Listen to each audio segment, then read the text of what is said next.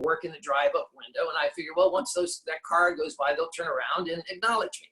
Well, another car pulls up, another car. So I'm standing there for like 10 minutes. No one has even acknowledged that I'm standing at the counter.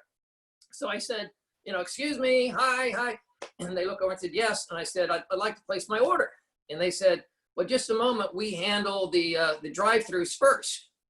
And I said, but I've been here for 10 minutes. I was here before that car was here. Yeah, but our company policy is we handle the drive-throughs before the walk-ins.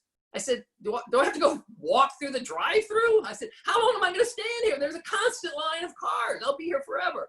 And they said, well, I'm sorry, that's a company policy. I'm thinking, well, guess I'm going to be boycotting this Dunkin' Donuts. I'm not going back here.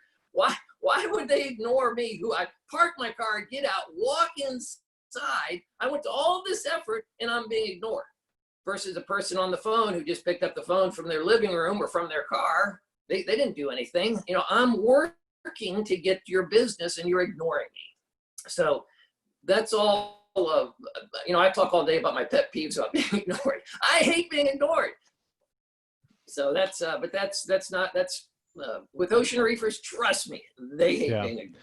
Well, you set us up by explaining what our target market expects, and they expect great service. And then you mentioned how when we go out there to provide them with the baseline, that's not enough.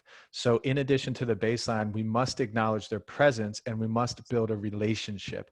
And what's that third level that you were about to go to? Customer engagement. And think of those words, customer engagement. Engagement means engaging the customer. You want to have a relationship with that customer. You want to engage them. When you're talking to them, you want to use all of your senses. You want them to be using all of their senses. It's the antithesis of dealing with a machine. Another pet peeve of ocean reefers is they don't like talking to machines. So if you have if your phone says, press 1 for this or press 2 for that, that's going to irritate some people. Now I know sometimes you have to do that for efficiency, but trust me, it begins to irritate them. Same thing with if you have an internet site. If your internet site has a security thing that says, prove you're not a robot, I don't mind checking the box, proving I'm not a robot, but I think this is a terrible trend. Where are we going to be in 20 years where I have to prove I'm human?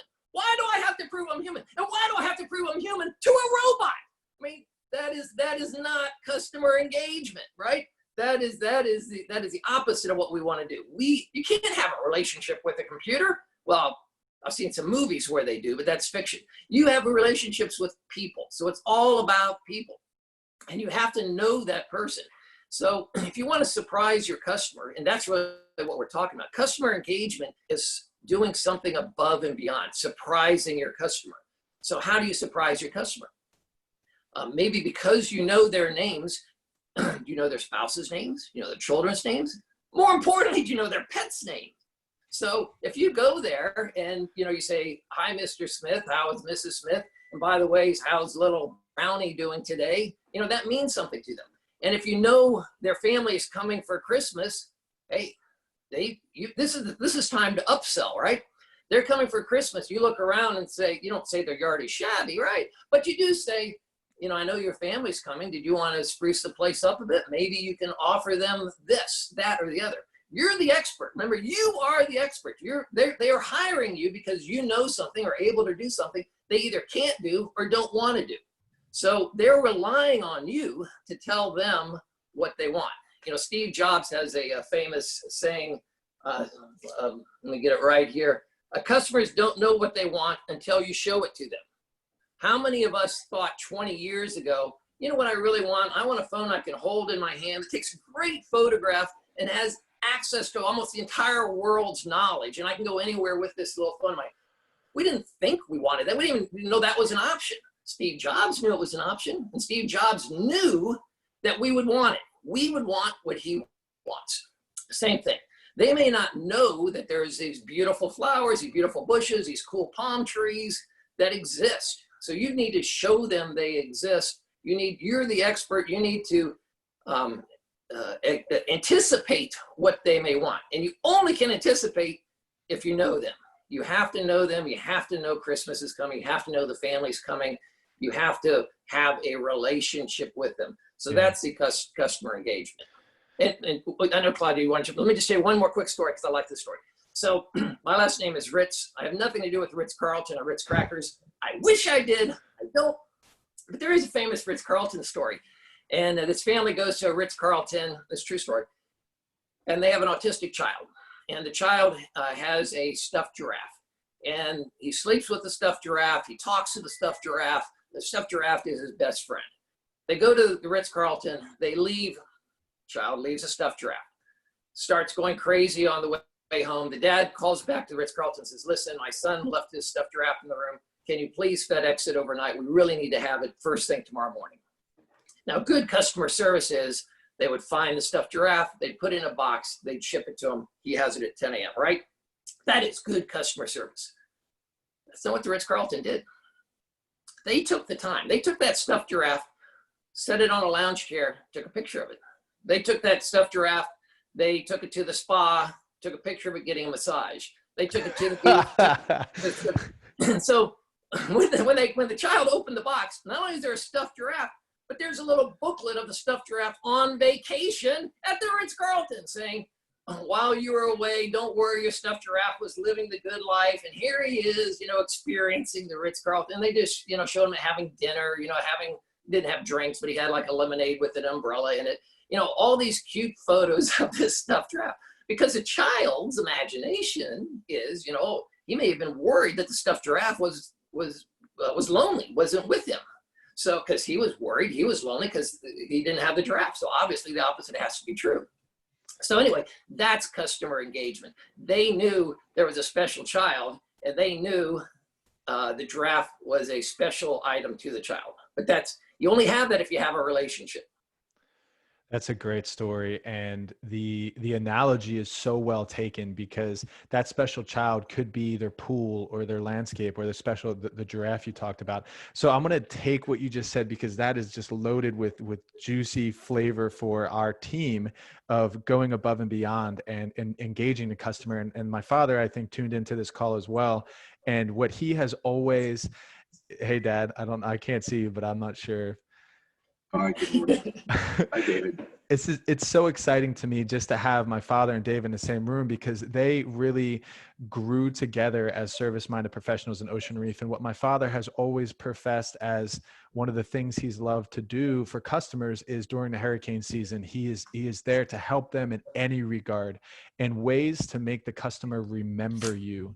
And that is so clutch in who we are as service-minded professionals to the target market we have. But let's just table that for now. Dave, I'm curious, and this is a very important question, I think, for me and for other people on the call. Ocean Reef is always on stage, meaning a staff member in Ocean Reef is wearing the shirt, that they are employed by Ocean Reef, but tends to be, from our perspective, a lot of administration going on in the background that tends to get us sort of multitasking a little bit too much. Can you talk about how you trained your staff members in Ocean Reef that when they're in the presence of a customer, either on the phone or in person, that they just drop everything else and they are fully present for that conversation? Can you tell me a little bit of how you train the staff members on that concept?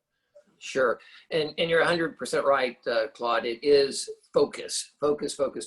So, and it's about active listening, and it goes right back to my acknowledging existence. If I'm talking to you and you are multitasking, maybe I just asked you a question or something and you're on your phone texting somebody to do what I just asked you to do. The fact of the matter is, if I'm the speaker, I don't have your attention. You are doing something else other than listening to me.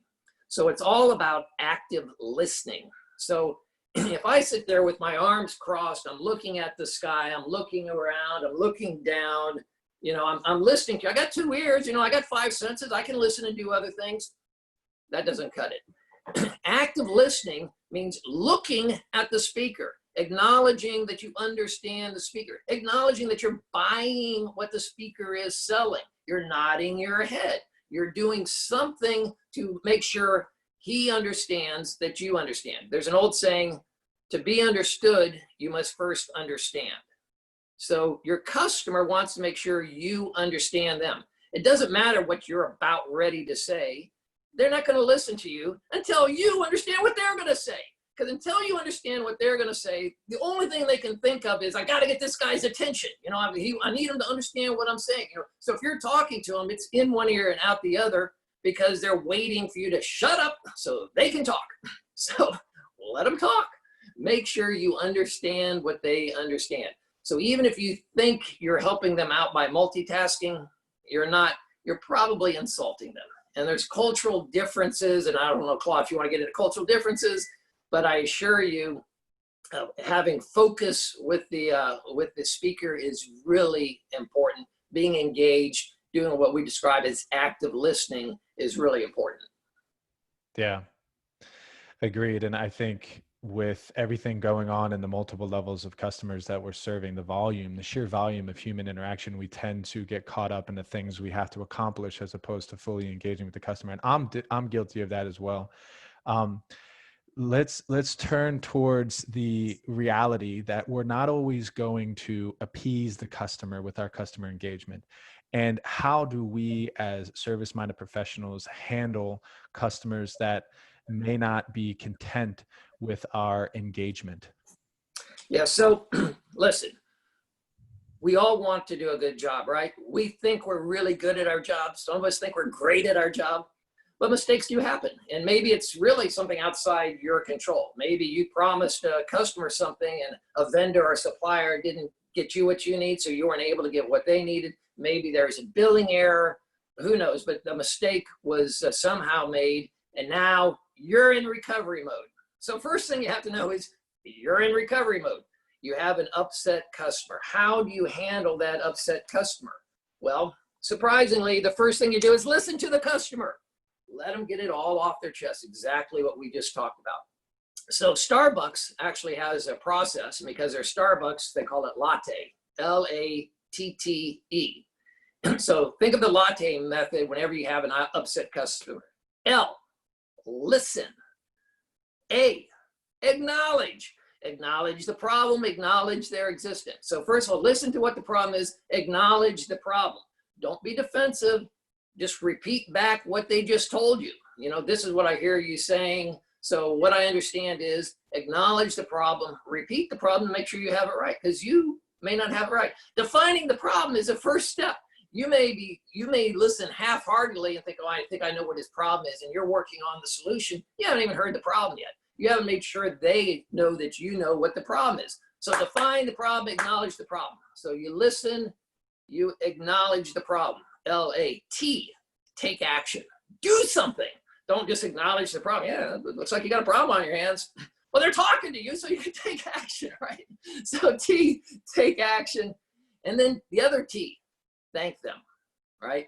Thank them for bringing this to your attention. Thank them for being a loyal customer. If you know, if they're a long-term person, tell them exactly how long they've been their customer. Claudia said, yeah, I think I've known you 15 years. So say, listen, you know, you've been a good customer for 7 years. There's no one I want to help more than you. This is what we're going to do. I really appreciate you as a customer. So L, listen, acknowledge, take action, thank them, and then E, explain what you did. So that's, you could do two parts. Explain what you're going to do, and then explain what you did. So the E is a two-parter. So if you can do something right away and explain what you did, that means follow up, follow through. That's important. If you solve their problem and don't tell them about it, they don't know you solved their problem. They may be thinking, when the hell is this guy going to get around to it? We do that a lot. Yeah. You actually do. You actually do what you're supposed to do. You actually make the customer happy, but you don't tell them you made them happy. So they're still waiting for you to make them happy. So you have to explain what you did. Latte. Listen, acknowledge, take action, thank them, explain what you did. That was a good handle. Latte. Listen, acknowledge, take action, thank them, and explain what you did. And I got 3 questions because I know we can keep going. And these 3 questions I definitely want to get to. But what you just explained is really a follow-up process with the customer.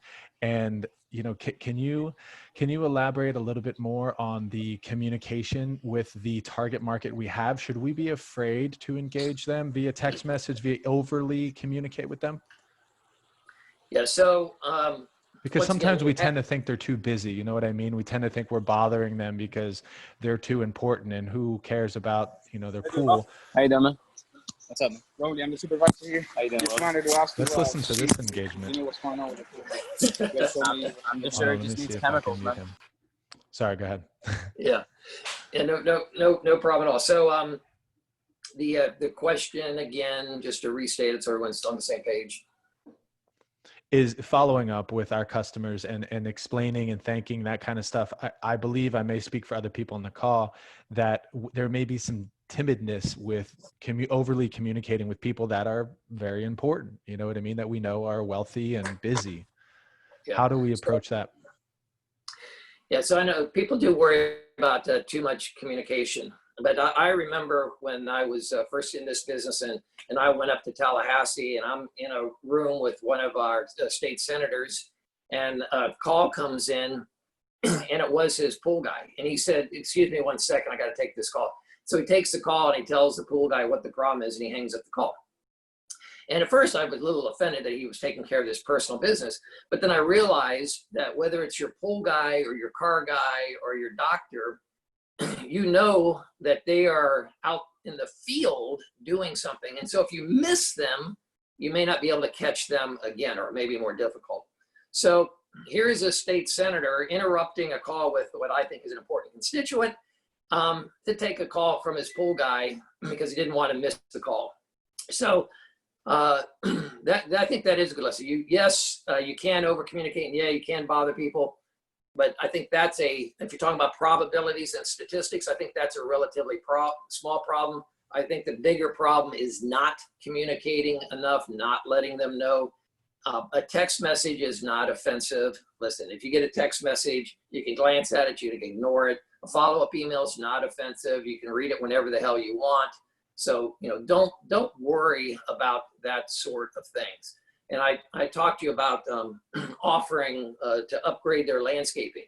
I oftentimes hear people, well, I'm not a salesman. That's not my job. I don't want to insult them by telling them something. Once again, you're not insulting them. You're the expert in your field. That's why they hire you. So they want you to tell them things that you know. As a matter of fact, if you don't tell them things, they'll be even more upset. They'll be like, well, why didn't he tell me? Why didn't he tell me I need to change my irrigation cycle? Why didn't he tell me that I need the bug man to come out and spray before it wiped out, my entire row of bushes here? So, you do need to communicate. They won't be insulted. And the opposite is true. They may be insulted if you don't communicate. So, they're really busy. They're really important. But you're the expert. They want to hear from you. They spend a lot of money on that landscaping, right? I mean, this isn't a small thing. They take a lot of pride in their landscaping. We take pride in our appearance, right? This is the appearance of their home. They take pride in the appearance of their home. And if you're responsible for that appearance, it's really important that you're communicating. Yeah, thank you for saying that. We could not have said that better. And my father and I think other people on this call believe in it as well. And our goal, remember, as leaders in the company, is not to retain this for our own accord, because I think everyone on this call already knows some of these concepts. It's about transitioning these philosophies onto the people that are out there in the field as well. How would you suggest that we stay proactive? Because unfortunately, we tend to just put fires out, deal with problems. From a pool and landscape industry perspective, and as being a customer of ours, how can we serve our target market proactively? What could we do to anticipate problems and handle them before they come up? And how important is that? First of all, let me acknowledge it's not easy. And then let me say what I tell my guys all the time. If it was easy, anybody could do it. Yeah, it's not easy to persevere and constantly be proactive, but that is a cornerstone of customer engagement versus customer service. It's a cornerstone of world-class service. It's a cornerstone of going from good to great, being proactive, not reactive. Why would you wait for someone to step in a hole and then fix their broken leg? You can say, hey, there's a hole there, walk around it. You want to be proactive. You want to fix it before it happens. You want to make sure the problem doesn't occur, basically. So Let me stop proactive. right there because there's one tangible question I want to ask. You know our target market. What would you say if we saw a problem, we fixed it, and sent them a bill, a small bill, something under $200? Would you think they'd be offended by that? Because what happens often, and I'll try to say this quickly, is we see the problem, we just wait for approval, we administer the problem as opposed to just being the solution and fixing it. That is a good one, Claude. I have to tell you, I think as quickly as you can get approval, you need to wait for the approval, unless you've already. It's all about communications and relationships, right? If I have a relationship with you, and if you've already told me, or somehow we've communicated with each other, listen, I'm going to be in Ohio all summer. If there's something minor, go ahead and fix it and send me the bill. You've already established that as a relationship. You've already established that as a service level. Then they won't be surprised. But surprising somebody with the bill is a sin. People don't want to be surprised by a bill.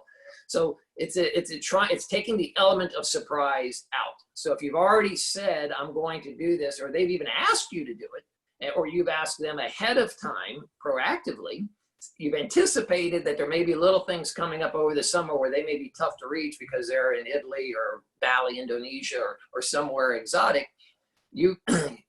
then they won't be surprised if they get a $200 bill because you fix something. But it's all about having that relationship with somebody and knowing what that relationship is. So what I hear is try to establish those relationships with important customers and have those conversations proactively so that when something inevitably in our industry comes up, you're prepared for it and you can handle it without administering an approval process. But also if per se it is a pool that's draining and we know this is a problem and we can't get in touch with the customer, what I hear from you is that we should call them, send them an email, text them and say, hey, there's an issue and we can't get in touch with you, but we're going to go ahead and fix it. Would that be permissible? There's no question about it. And the answer is a definitive yes, because think of the opposite. Hi, Mrs. Jones. Yeah, we saw your pool was leaking. We couldn't get a hold of you, so we didn't fix it. We let your pool drain. We let your hose run. We saw that leak, and yeah, you got a $2,000 water bill, but we couldn't reach you. What were we supposed to do? So yes, if there's an emergency, then absolutely take care of the emergency. Make a quick stab at it. By the way, call them on the phone. Phones still work. I mean, it's not just text messages and emails.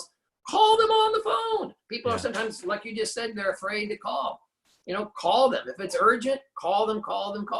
And if you can't reach them, maybe there's somebody else you can reach to get prior approval. But if you can't, you got to fix it. You can't just let a little problem become a big problem. You got to do it. You're right, Claude. And then pay the price.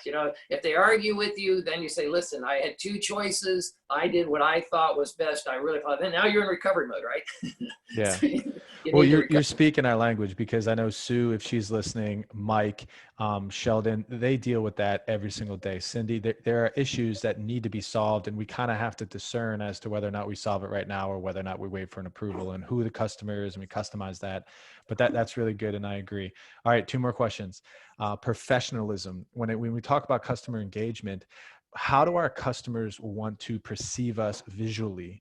And what does that do if we don't present ourselves in a professional manner?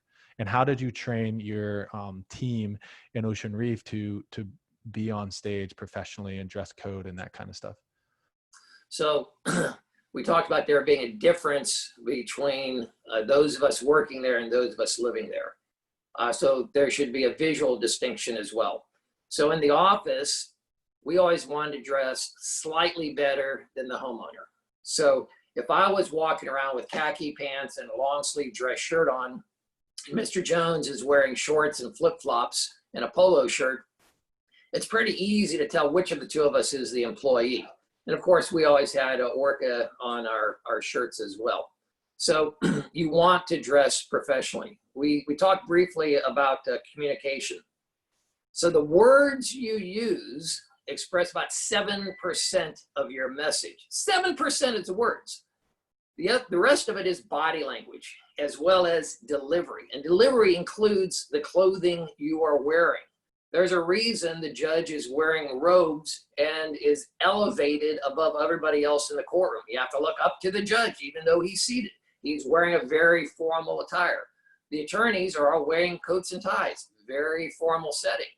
I can tell you the rare times that I put on a tuxedo, I stand differently. I'm wearing a tuxedo. I'm thinking, yeah, looking pretty good today. You know, I'm feeling it. It changes the way you look. When I'm wearing a bathing suit and a t-shirt, you know, I may be slouching. You know, I'm very comfortable and casual. So the clothes do actually change your whole appearance. But you can't forget body language, your facial expressions, your delivery, your tone. Your tone is critically important. Most of us have pets. So go up to your dog today and say, who's the ugliest dog in the world? Who's the stupidest dog in the world? You know, that dog's gonna be really happy. Then yell at him and say, I love you, you're great. You know, he's gonna cower in fear because all he's hearing is your tone, right? And I know my mom, you know, I would agree with my mom. Yeah, I agree, I hear you. David, I don't like your tone. Well, I'm told you I agree with you. You know, time out, you're in the room. So your tone is critically important. Your body language is critically important. Your appearance is critically. Those are all the way we communicate with each other. So that's why how you dress is important. Now, some people, there's a guy named Dick Farmer there. I don't know if you, some of you may remember Dick. He's in the uniform business. Every time I would go into a meeting with Mr. Farmer, he would comment on my clothes. Because that's what he does. He's in the uniform. He is noticing what everybody is wearing because that's his business. Now, other people will also notice what you're wearing. If you've got a coffee stain on your shirt, if you've got a button missing, if your shirt is inappropriately undone, male or female, they will notice that. You know, you are the professional. Keep that in mind. There's two people standing there. Everybody wants to know which one is the professional, which one is the client. All right. Yeah, it's difficult, I think, with the multiple generations we have, and we have these headphones that everyone likes to wear. I tend to not want to offend certain staff members when I say, listen, you can't wear that chain, or you have to tuck in your shirt, or your pants are stained with chlorine. And, you know, it's a hard delivery, but what you just said reinforced some of the reasons why. It's not about offending a staff member. It's about creating unity amongst our team and presenting ourselves professionally to the customer. And if our mission is to serve the customer, we have to take that seriously. So thank you, Dave. That's awesome. Last question, and then I'll open it up to the group to kind of answer more. You know, you worked in Ocean Reef for 27 years, and we service outside of the gates of Ocean Reef, but we tend to niche ourselves in this target market with serving high-end customers. Can you give us and kind of summarize a synopsis of what it takes in order to be good at consistently serving others and doing it with passion and positivity? And can you give us some wisdom there? You know, I can even tell you some general takeaways from my time there, as well as not only just serving the members, but as all of us on the phone call are supervisors in one way, shape, or another, or professionals in one way, shape, or another. There are some things that I would do differently now than I did in the past. And I know I'm a management trainer, and this may sound self-serving, but I really didn't realize the importance of not only constant positive reinforcement, but also constant training. I thought, listen, we had a training session 4 or 5 years ago. Everybody's on the same page. Everybody's in the same bus. We're all moving in the right direction. You know, I didn't realize some people's, what's obvious to me may not be obvious to you. We have new people who didn't hear that message before. And one of the things I learned about Ocean Reef, which I thought was interesting, is the wide range of management styles that are successful at Ocean Reef. You know, some people are great leaders, and some people are kind of, I don't want to say jerks, but it's my way or the highway, and yet they're still successful. So I allowed my management team to have a wide range of management styles because I thought, you know, I recognize that as a commonality with Ocean Reefers. In hindsight, I wouldn't have had that broad a range of management styles. It's important to communicate the values of the customers to everybody. And it's also important to communicate that there is a way that we run this business. So holding employees accountable, which is what we want to do, changing employees' behavior, there's a range of doing that. Most people use discipline. They use progressive discipline. They change people's behavior. They hold them accountable through discipline. So everybody knows what progressive discipline is, right? You start off, having a verbal warning, and then a written warning, and then maybe a suspension or a demotion. And as a last result, you end up in termination. You progress through the discipline cycle to try to give the employee a chance to change before you terminate them. So that sounds pretty reasonable, right? You don't give them capital punishment the first thing you do. You give them a little bit. Well, there's I don't believe in that. So I don't believe that. I believe in progressive communication, not discipline, progressive communication. It's your job as the leader to sell the big picture. You mentioned the vision earlier, Claude. Your job is to sell the big picture, make sure everybody understands the big picture. There may be some zigging and zagging on how to get to the ultimate goal, but you got to sell the big picture. Everyone has to understand what the big picture is. That's your job as a leader, is to sell the big picture. It's your job as a leader to make sure your employees have all the supplies and resources and knowledge to do their job. If you go to a Publix and there's a child, pulling stuff off the shelves and crying, and the mother is, yanking them by the arm, it's really not the child's fault they're acting ornery. The parents need to take care of their child. The child may not know what appropriate behavior is in public. Maybe they're using their outside voice when they're inside. They don't know there's an outside and inside voice. They have to be told that. Common knowledge isn't so common. You have to train people. So through that, once you sell the big picture, then it's progressive communication. You casually mention, Claude, if your standard is to have your shirts tucked in, you just casually mention it. Hey, Bill, don't forget to tuck in your shirt. Oh, I didn't know it was out. You tuck it in. You don't call them into your office and write them up because the shirt wasn't tucked in. You casually mention it to them. Now, if every day his shirt isn't tucked in, then you got to call him in the office and say, Bill, we talked about this. It's important. You got to tuck your shirt in. Because you called him into the office, because it's a meeting, you've now elevated communication. You haven't talked about discipline. All you're doing is talking about positive things. What your expectation is. What does right look like? What are they doing differently than right? Giving them a chance to change and see what happens. Now, if we communicate, casual mention, we communicate having a verbal discussion. The next time you have a verbal discussion in the office, somewhere formal, this time you mention discipline. For the first time, you mention discipline and say, listen, we've talked about this before. It's really important you do it. If we don't do it, then if you don't do this specific thing, this specific action is going to happen. I don't know what that may be, the day off or, whatever your appropriate discipline is, or maybe it's just a written, I'm going to have to write you up the next time you do that. Whatever it is, you explain what that discipline is. And then it continues on. And by the way, a casual mention, 60% of the time it works. Yeah. If you call them into your office, studies show that it's over 70%. And by the time you mention discipline, it's well over 85% of the time their behavior is resolved just because you simply talked about it. You haven't disciplined them once. All you've done is use positive reinforcement throughout the time. He understands what the right road is, and you're gently steering him the right way. Eventually, you may have to discipline them, but of course, you have to go through your HR. You may have to talk to your labor attorney before you mention discipline. You never want to write a check you can't cash. So don't tell him, you do that again and you're going to get fired. And then he does it again, and HR says, well, you can't fire him for that. What are you talking about? Well, now you look like an idiot.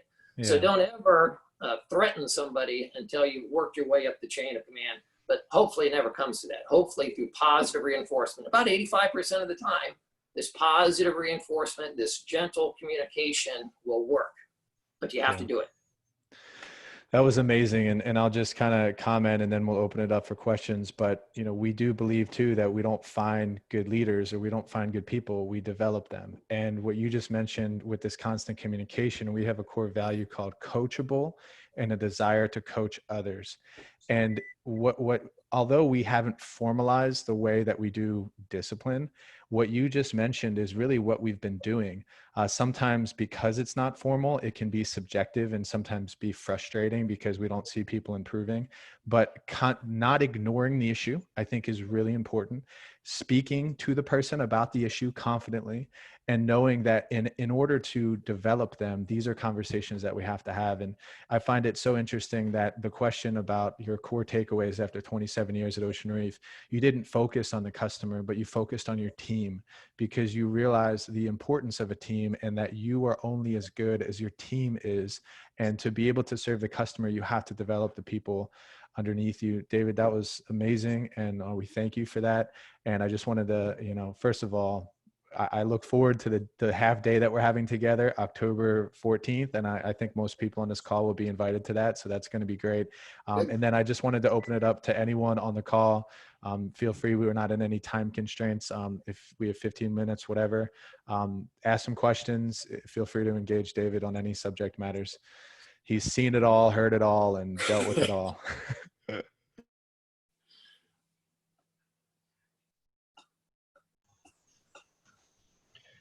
Dave, Yeah. thanks for spending time with my son and his team. I appreciate it.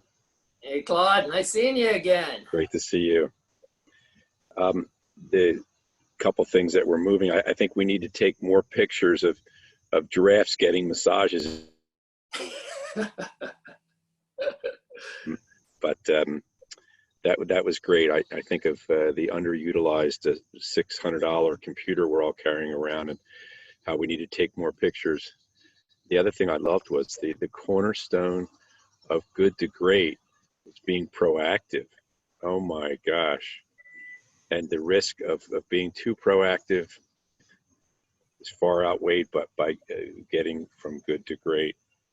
I mean, I love the latte, the follow-up, it's just great customer service. But I just wondered, how do you stay so positive? I see some of our leaders get so down, and it's just that 5% or even 2% of the negative people that loomed around you for so many years, and you look over and acknowledge their existence at some street fair and are able to keep them at bay and stay so positive. How did you stay so positive in all these years? It's just, to me, it's just amazing from the people that you had to deal with. So that would be my question for you. How do you, and still, stay so positive? You have to be a good actor. So before some of you got on the call, I said it was a rainy day today. So I have 2 teenage boys who are supposed to be out charter fishing today. They're not. They're in the room by themselves. This did not start out the day I thought it was going to start out with. But you don't start out complaining.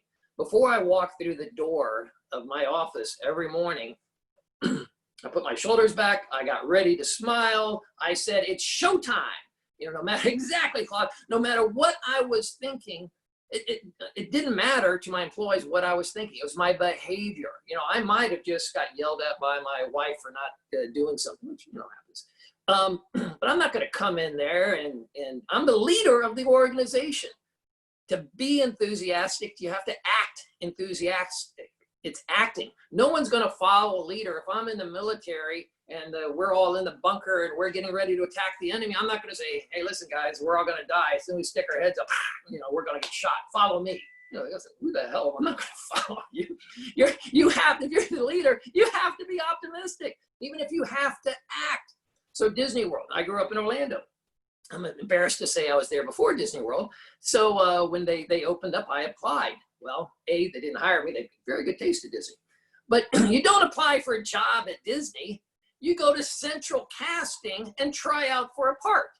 Everything is acting. If you want to be a security guard at Disney, you don't go there and say, I'm applying to be a security guard. They say, listen, we got this role of a security guard. Now, this security guard has great situational awareness. He's aware of everything around him. He's like a detective. He's always thinking. He's always observing. He's using all 5 of his senses all the time. And he really loves children. Now, are you interested in playing this part as a security guard? And we have this great costume you can wear, the uniform. And so you play the part of a security guard. If you're the cashier, you know, we have this part of a cashier, you know, she's really accurate. She loves counting money. She really loves children. And, you know, but she's really precise. Would you be interested in playing this part as a cashier? You know, we got this really cool costume, cashier's costume. So when you go to Disney as an employee, quote unquote, as a cast member, you're not working, you are playing a part. So it also helps with if you get insulted by somebody, you're not being insulted, you know, it's all part of the play, right? You know, they're insulting this character that you're playing. It's not you, it's this character. So a lot of it is simply acting. And if you act happy, if you act enthusiastic, you become happy, you become enthusiastic. The opposite is true too. If your spouse has a headache, headaches are contagious. If they're in a bad mood, that may just spread to you. Same thing is true with your organization.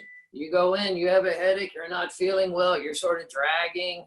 You know, someone says, how are you doing? Well, you know, not so good today. Well, you know, the whole vibe goes down, you know, everybody else, and by the way, if everybody else sees you acting like that, it's okay to act like that. If I'm not feeling well, I guess it's okay to let everybody know I'm not feeling well today. So to be enthusiastic, you have to act enthusiastic. And a lot of it is, frankly, just an act, you know, but it becomes reality after you do it long enough.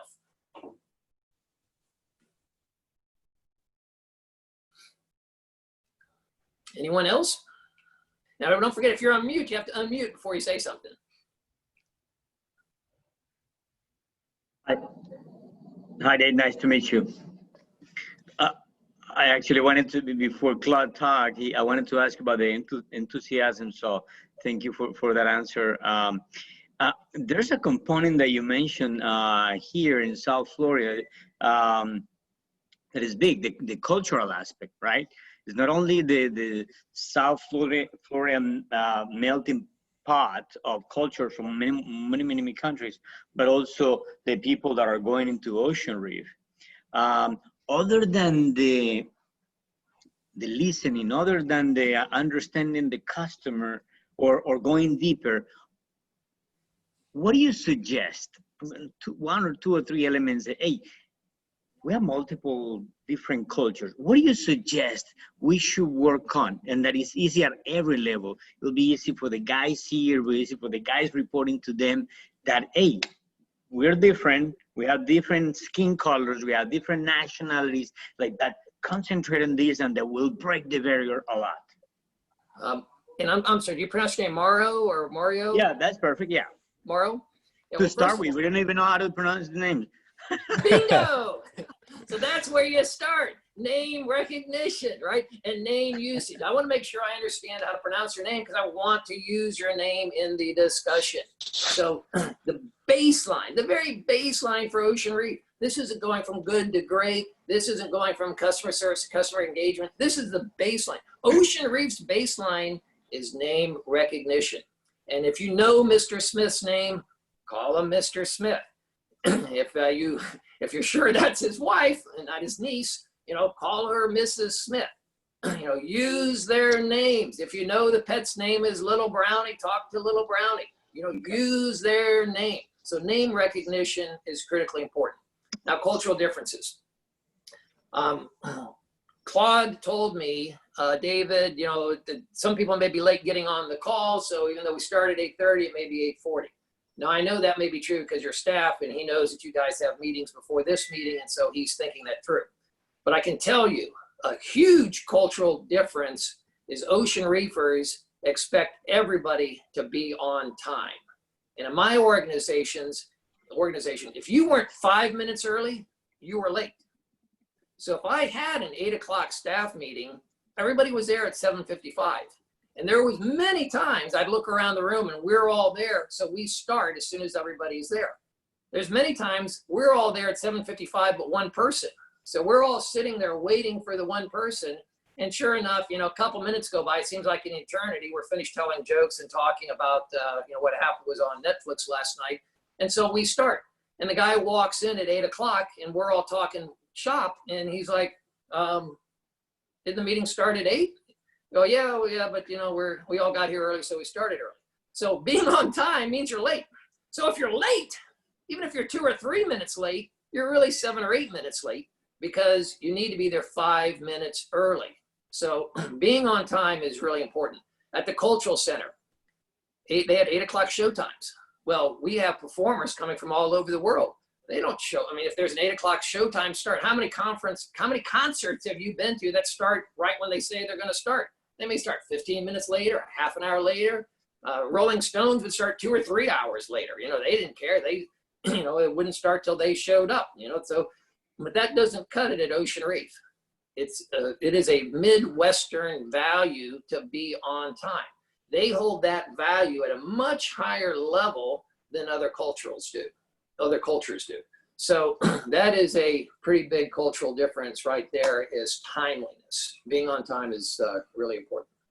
All right. So get to know the name and be on time, Marquis. Thank you for that. Yeah, that's a great great baseline for Ocean Reef. And you know, we already talked about the next level. You know, being friendly, being polite, saying please and thank you. My wife's reading this book about Marie Antoinette, and you know, she's famous for saying let them eat cake. You know, being out of touch with the masses. And the book was trying to say, you know, that wasn't true at all. You know, there was more to the story. And even when Marie Antoinette was walking to the guillotine, as she steps towards to put her head down on the block, she accidentally stepped on the axeman, the guy who pulls the lever's foot. And she says, oh, excuse me, I didn't mean to step on you. Then she puts her head down in the guillotine and gets it cut off. But the last thing she says is, you know, excuse me, I'm sorry, I didn't mean to step on your foot. So here is the queen, you know, apologizing to the guy who's getting ready to cut the cord to kill her. And she's, you know, she's being polite to him. So that is an extreme thing about being polite. But, you know, please and thank yous go a long way. Hey, just a quick, I know you're stepping back from Ocean Reef, but you still keep in touch with people. And so for some perspective, Reef Tropical, 20 years ago, had 90% of its business at Ocean Reef. And now it's about half, but each one of the professionals in the room some of them have 90% of their business. Some of them have 10% or 20% of their business. It's about half our business, still a big portion. How do you see, where do you see Ocean Reef going? Because there's a lot of young professionals in the room. 10 years from now, I know that we deal with diverse customers, some that can barely afford to buy their place today, and others that, you know, want their bigger Learjet to land at the airport, and it's not exclusive enough. Where do you see Ocean Reef 10 years from now, as far as affordability and the kind of people that are going to be there? Well, it's only going to get better. Once again, I got there in 1992. We spent a lot of money after Hurricane Andrew to make the place look like it did. In 1992, when you drove through the gate, there was basically ficus trees, sand, and boulders. That's what you saw along the main drag. So when we said we're going to put in irrigation and grass and plant trees behind trees, I mean, they had a hurry. What are you putting a tree behind a tree for? Well, we're creating a hammock. Oh, you can't see the tree. Why would you put a tree behind a tree? Well, we were creating this hammock. We want to recreate this wooded look. You know, no one could understand what we were doing. They did understand that suddenly the public works budget was going to go way up because we're going to have to pay to maintain this. They did understand it doesn't rain in the Keys as much as in Homestead. The water bill is going to go up, so it's going to get nicer.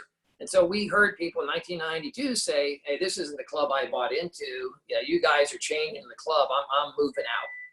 10 years later, you know, now we've got a clubhouse, we've got a driving range, we have a cultural center, we've got a new public safety building, hotels have been redone, and people are saying, you know, I bought here 5 years ago, and now this place is too nice, so you guys are making it too rich for me. I'm going to have to move out. This isn't the club I bought into. So for 27 years, I heard that from people. And I heard that because every time someone gets on the board, they're a new board of directors of the Ocean Reef Club Board, they're a new board of directors of the Orca Board, their thought process is, I'm going to make this place better. I'm going to leave my mark. So I'm standing on the shoulders of the people who came here before me. So whatever was done is a past tense. I got on this board because I want to do something. You know, they don't get paid. Those are all volunteers. So they all want to do something to leave their mark. And so every 3 years or so, something dramatic happens. You have a chairman who was a big boater. Big surprise. Marina gets lots of money. You have a chairman who's a big golfer. I'm a scratch golfer. I shoot par. Well, that's a big deal. Don't be surprised if suddenly the golf course and the golf clubhouse get a lot of money. You know, so if next guy is a big jet owner, don't be surprised the airport gets a lot of money. So the trend is constantly upward. So 10 years from now, the place will be nicer than it is now. It'll be more expensive. It'll be more exclusive. Keep in mind, it was just 3 years ago that people were complaining about their internet service. The kids would come and they couldn't watch Netflix. You know, they just get the little thing spinning because we didn't have enough juice. You know, we had, 64 megabytes. You know, now we put fiber to the home and you can get a gigabyte of service. So the service level has gone up dramatically. Just in the last 3 years, the landscape has gone up dramatically. We have all these new parks we didn't have 3 years ago. So Claude, 10 years from now, that place is going to look even nicer than it does now. And because the new guys are always going to want to do more than the old guys. Daniel, I saw that you had a question or you were looking to. Yeah, and hi Dave, hi Claude, hi everybody. Good morning. So I just wanted to share something with you. You mentioned the word latte. And before working with Reef Tropical, I spent 5 years working at Home Depot. And they had a similar phrase that stuck with me. And I apply it just, in every day and every job that I do. The first is, the word is first. And each letter stands for something. The first letter, F, stands for find the customer, find the product. The second one, inquire. It says inquire, ask open-ended questions and probing questions. The third letter, R, stands for respect. Respect, be polite, professional, and positive. S, solve their problems and their projects. And T, thank the customer. And it just reminded me of that, and I just wanted to share that with you. And I'm sorry, I'm just in the midst of an allergy attack, so I've been turning the camera and muting the microphone on and off the whole time. Yeah, no problem, Daniel. And it's funny, the second letter, the I, was inquire, which means engage, listen. The Broadmoor Resort in Colorado has something called HEART. The H stands for hear, empathize, apologize, respond, take action. Marriott has learn. The L is listen, empathize, apologize, respond, notify. So lots of them have these acronyms. By the way, you know what a TLA is? TLA ever hear?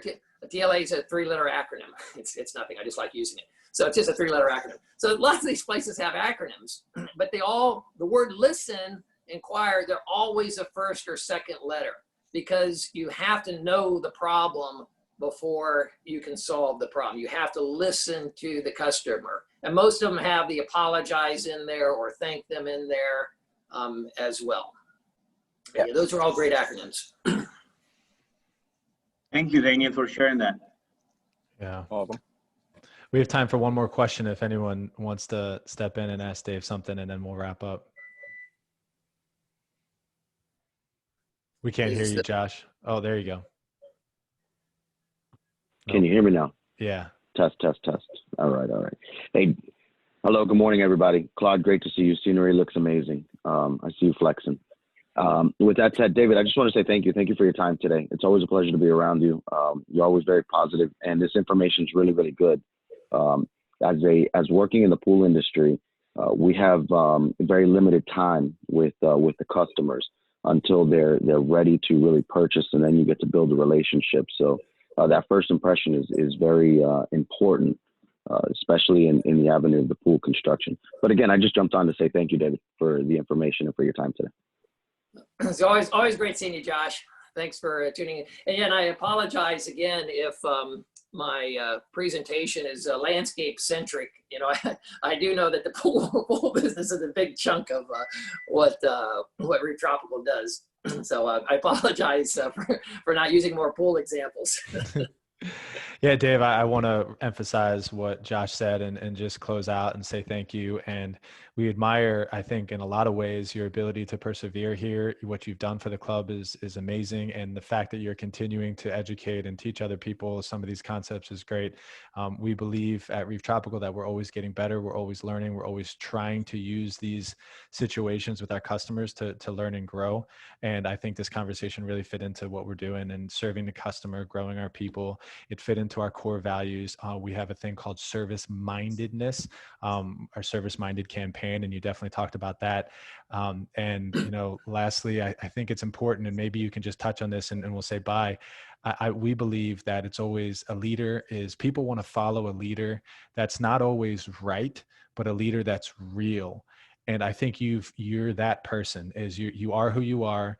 Here's what you got. I'm going to try my best. I'm going to tell you the truth. And I think that's why people love following my father. And I try to exude some of that myself. Before we close out, can you just tell us a little bit, you know, about your realness, your authenticity, and why you think that's valuable for your success? Yeah, so you do have to be sincere. You know, I mentioned being a good actor, and that is important. I'm getting ready to die here. I used to have a battery that I could plug into here, a little battery. Oh. So being, it's hard to fake being sincere. You really do have to care about people. And once again, relationships are primary. Everything else is derivative. So once you develop this caring, compassionate relationship, everything else becomes easy. But no one hates things more than being insincere. If you're saying something, you've actually got to believe it. Sincerity is important. Walking the talk is important. If you say something, you need to do it. Anyway, so I'm trying to plug in my thing. Of course, my battery is dead, so that's not. Well, that's okay. We can wrap up there, Dave. Thank you so much. Thank you, everyone, for attending. And I recorded this in case you guys need it. I can send it to you afterwards, or if you want to share it with somebody, I can send it to you. So thanks, guys, and we appreciate you. All right, great. Thank you, Dave. And if I could just say one more thing before I just ended. You mentioned wearing uniforms and your appearance.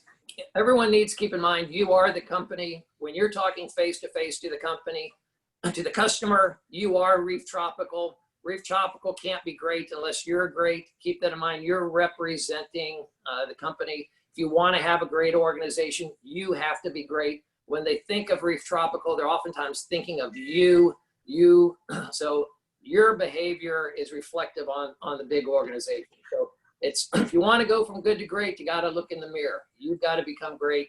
And one way to become great, it's not through osmosis. It might be training, Claude, but through constant training, constant positive reinforcement, you can be great. The company can be great. And that's what you should be striving for. Love it. Great way to wrap up. All right, guys. See you later. Have a great day. Thank you so much. Bye-bye. Bye-bye. Thank you, David. Hi, guys. Thank you. Thank you, Claude.